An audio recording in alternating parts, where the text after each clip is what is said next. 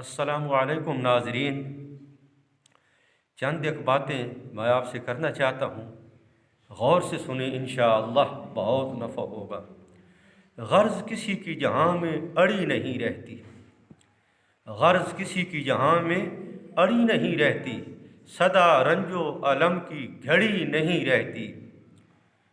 کسی کی موت کا سن کر نہ آئے کوئی، کسی کی موت کا سن کر نہ آئے کوئی، میت کبھی کسی کی یوں ہی پڑی نہیں رہتی۔ ناظرین کرام، جو بات میں آپ کو سمجھانا چاہتا ہوں وہ غور سے سنیں۔ اللہ کے محبوب صلی اللہ علیہ وسلم کا فرمان ہے، خیر الناس من ينفع الناس، کہ تم میں بہتر وہ ہے جو دوسروں کو نفع پہنچائے، دوسروں کے کام آئے۔ جو دوسروں کے کام بنائے گا اللہ تعالیٰ اس کے کام بنائے گا، اور جو دوسروں پہ رحم کھائے گا اللہ تعالیٰ اس پہ رحم فرمائے گا جی۔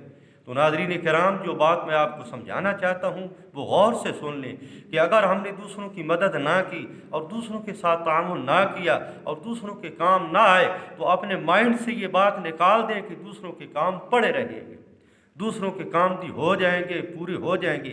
لیکن اگر ہم نے اپنا کردار پیش کیا تو کل جب وہ سرخ رو ہوگا اور اسے کامیابی ہوگی تو ہمارا بھی اس میں کردار ہوگا، اور اس وجہ سے ہمیں بھی خوشی ہوگی اور وہ بھی ہمارے تعاون کی وجہ سے ہم پر خوش ہوگا۔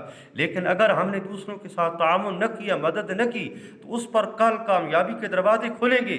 یہ نہیں ہے کہ اس کے کام پڑے رہیں گے، تو جب اسے کل اگلی سطح ملے گی تو یہ چیز میرے لیے پریشانی کا سبب بنے گی۔